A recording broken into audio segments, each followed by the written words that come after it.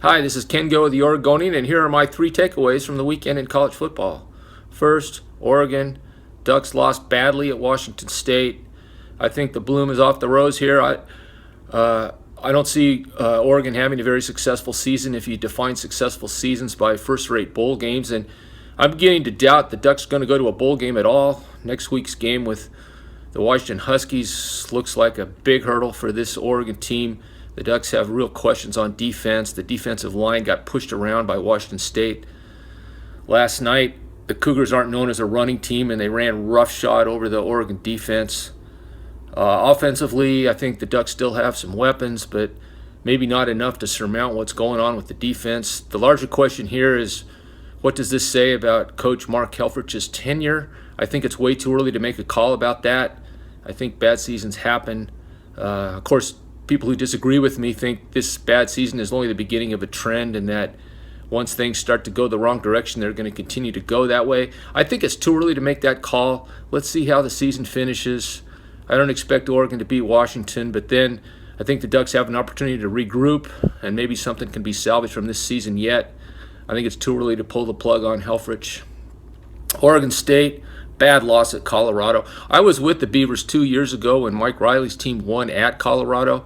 Granted, the Buffaloes are much better, but I think you can also say Oregon State is much worse. I know a lot of Beaver fans believe Gary Anderson is an upgrade on Riley.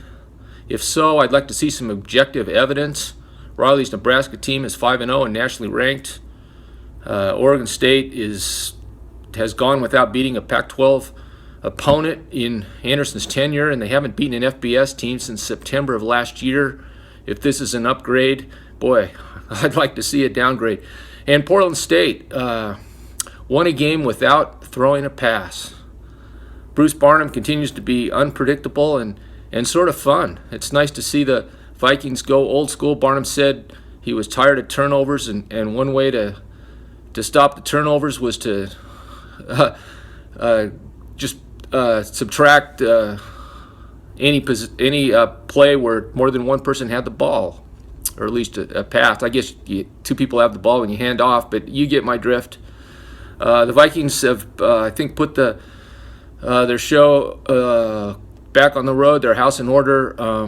I think they're still a contender in the Big Sky Conference. The rest of the season is going to be very interesting for all three in-state programs. This is Ken Go, and those are my three takeaways from the weekend.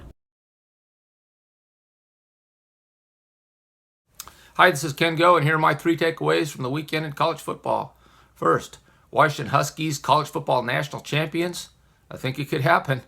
Boy, I didn't see any obvious weaknesses on the Washington team that just dismantled Oregon yesterday in Autzen Stadium. The game was never close. The Huskies dominated throughout.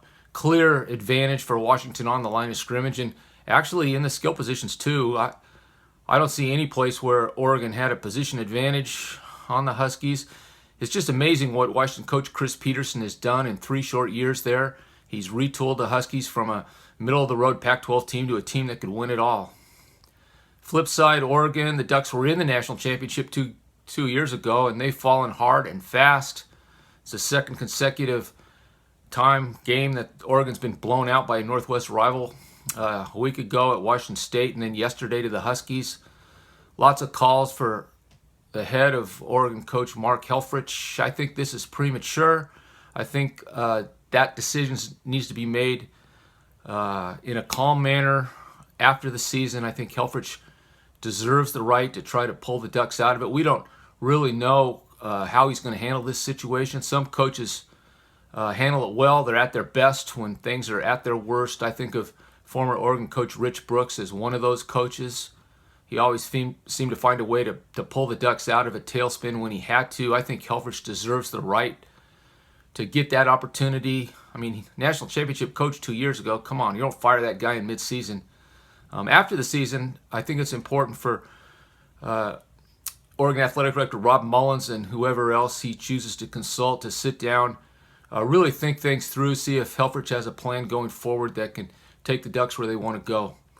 In Oregon State, geez, very impressive performance, I thought, by the Beavers. First 3 quarters, Oregon State dominated Cal, up 41-24 early in the fourth quarter.